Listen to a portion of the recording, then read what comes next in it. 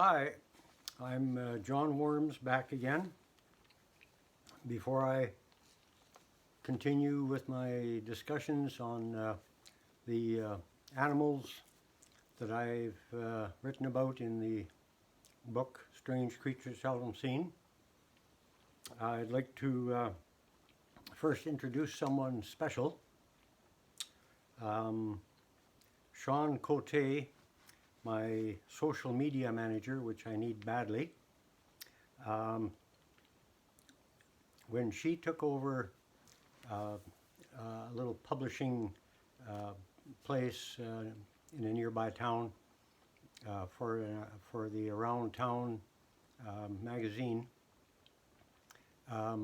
when she discovered that I had an interest in all these different animals, she became very interested in everything involving that, because she had quite an interest in the Sasquatch phenomenon. And so from that time on, we had something very special in common, and she soon became a very avid supporter and encourager and advisor and pusher.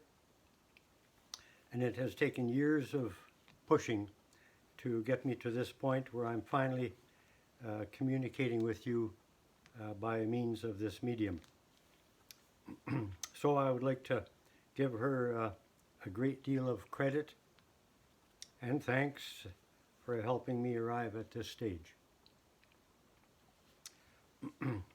I'd like to share with you today a brief overview of the contents of my book, which will give you some idea of what I have discovered from mostly the indigenous folks of Manitoba initially, but also from across Canada and parts of the United States. Here are the contents of the book, Strange Creatures Seldom Seen. The first on the page with the table of contents is the acknowledgement, which I won't mention here. Then is the foreword, which is written by my friend, Dr. Bob Wrigley, former curator of the Winnipeg Zoo, who has also been a great encourager over the years and an advisor as well. Next is the introduction, where I try to justify my weird pursuits. Okay, the chapters in the book begin with the one on giant beavers, and this is one of my favorites, partly because I saw one, and partly because it is thought to be extinct, partly because it is thought to be extinct for only 10,000 years or so, and because so many people are aware of them and the numbers are growing steadily. The next chapter is about the Manipogos, which is the name for anything that moves, that's unusual in the Lake Manitoba region. Well, mostly in the lake. These are aquatic creatures almost exclusively. But the giant beaver lives in certain shorelines in that lake as well, so it could be considered one of the Manipogos. And the next chapter is on big snakes, which also have been seen in Lake Manitoba, so it would be under the umbrella of Manipogo as well, properly. And the snakes have been seen not only in Manitoba, but across Canada and parts of the United States as well. And this is also one creature that I have seen with my own eyes. The next chapter is about the Sasquatch, or Bigfoot, and that is a creature that is seen in much of North America, and it's also the first unusual creature that I heard about 40 years ago. The next chapter is about big birds and big bats, feathered and unfeathered flying creatures, some as large as small airplanes. Lots to discuss there.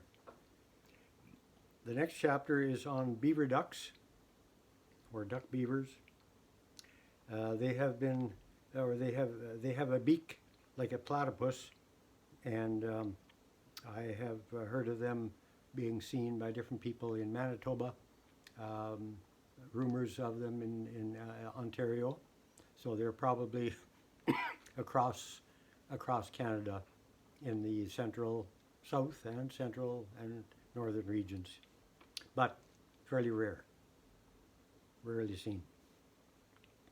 Then there's a chapter on crocodiles and lizards, possibly relic populations in Canada from our tropical past.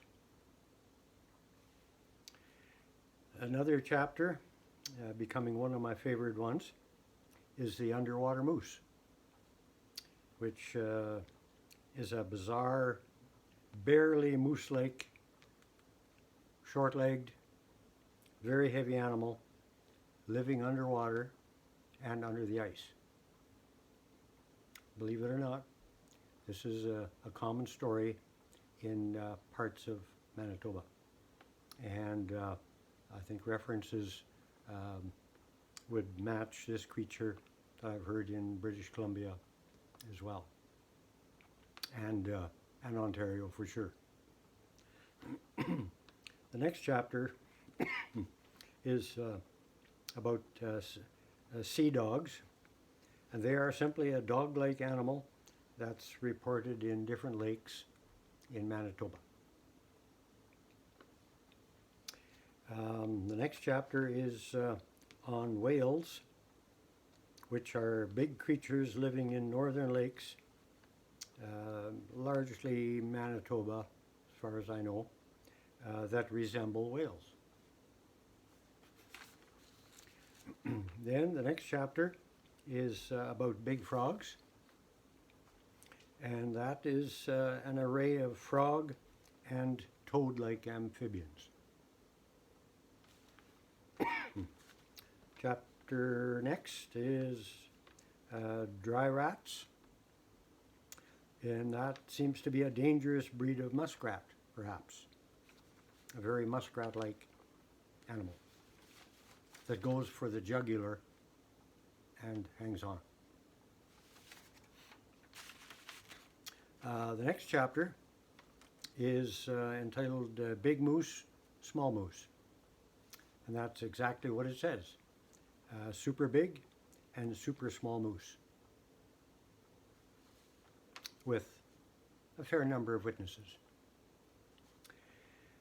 The next chapter is a little on the questionable side from my own family as well. But I kept the chapter in there anyway. And it's on mer-beings, which are mermaids and mermen. And they are very widely reported around Manitoba and other parts of Canada as well.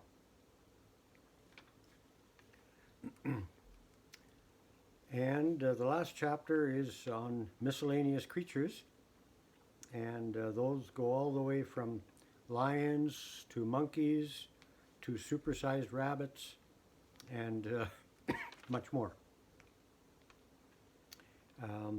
And these have largely been seen in Manitoba. That's where most of my reports come from, but I'm sure they're elsewhere as well. So this is just a brief overview of the different animals that are mentioned in the book that have been given to me by largely the indigenous peoples, and I appreciate that very much, that they were willing to share these special sort of secrets with me, and I'm delighted to be bringing them to light and letting people enjoy what these stories are all about. Hope to see you again.